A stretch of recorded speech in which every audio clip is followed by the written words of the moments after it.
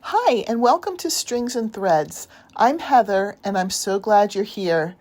In this free class, we're going to explore how to take beautiful stitches and turn them into functional, stylish dishcloths. Whether you love crochet, Tunisian crochet, or knitting, this series will walk you through how to transform simple stitches into something truly special for your home.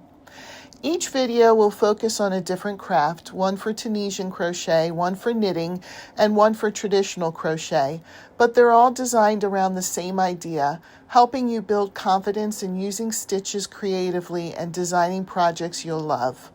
We'll work through the process together step by step, from the very first stitch to a finished dishcloth you can be proud of. And along the way, I'll share tips and tricks that I've learned to make your projects look polished and professional. So grab your yarn and hooks or needles, and let's get started turning stitches into something beautiful. Before we jump into knitting our beautiful dishcloth, let's take a moment to go over everything you'll need for this project. First, and most importantly, let's talk about the yarn. We'll be using Knit Pal's Cotton to the Core DK. This yarn is a dream to work with. It's soft yet strong, holds its shape beautifully, and has excellent stitch definition, which means all the textures and details of your work really pop.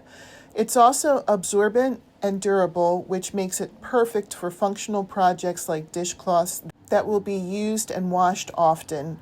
The color I'll be using today is Cherry Red, a gorgeous, rich shade that adds a pop of color to any kitchen. But no matter what color you choose, Cotton to the Core DK will help your finished project look polished and professional. For this project, you'll also need a pair of 4mm knitting needles.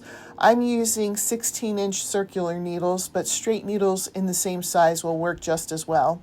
A tapestry needle for weaving in ends, and a pair of scissors for trimming your yarn. Once you've gathered your materials, you'll be all set to start knitting your dishcloth. Now that we've gone over the materials, let's talk about the fun part, how to design your own dishcloth.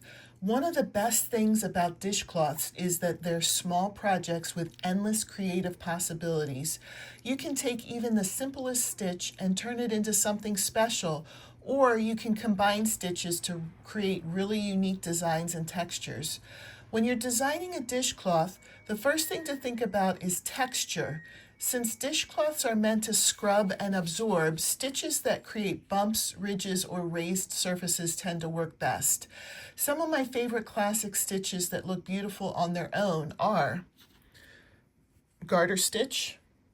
Just knit every row. It's simple, lays flat, and has a spongy texture that's great for scrubbing. Seed stitch, alternating knit and purl stitches every stitch and every row. It's reversible and has great texture and adds visual interest.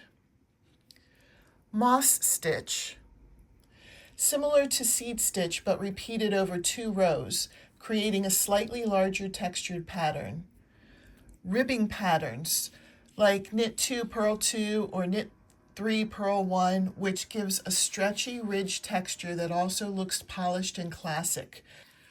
You can stop there and make a beautiful dishcloth with any one of these stitches, but if you want to go a step further, try combining stitches to create something more intricate and custom. Here are a few ideas to get you started. Rib and garter combo. Try working several rows in the rib, like knit 3, purl 1, then switch to a few rows of the garter stitch. The contrast between the horizontal ridges of garter and the vertical texture of ribbing looks great and adds structure. Seed stitch border. You can work the center of the dishcloth in stockinette stitch, knit 1 row, purl 1 row, and frame it with a seed stitch border. It gives you a smooth center with a textured edge that won't curl. Wide rib panels. Cast on a multiple of 8 stitches and alternate wider sections like knit 6, purl 2. This gives a modern, bold rib texture that's functional and stylish. For most dishcloths, I like to cast on somewhere between 35 and 45 stitches when I'm using DK weight yarn and 4mm needles. That will give you a finished size around 7 to 8-inch square, which is a nice practical size for kitchen use. For the design I used in the sample you see here, I cast on 39 stitches and repeated a simple knit 3, purl 1 on the wrong side, then knit across on the right side pattern until I reached my desired length. It's easy, rhythmic, and creates a clean classic dishcloth with great texture. But the fun part is experimenting. By trying different stitches or combining a few together, you can design dishcloths that are totally unique and reflect your style. You can even knit a few swatches, like I'll show here, to test out how different stitches look and feel before committing to a full project. And that's it. Now you have everything you need to design your own beautiful dishcloths using your favorite stitches. I hope this inspires you to experiment and create something that's uniquely yours. I'd love to see what you make, and if you have any questions, you can find my email in the video description below. Thanks so much for watching, and happy knitting.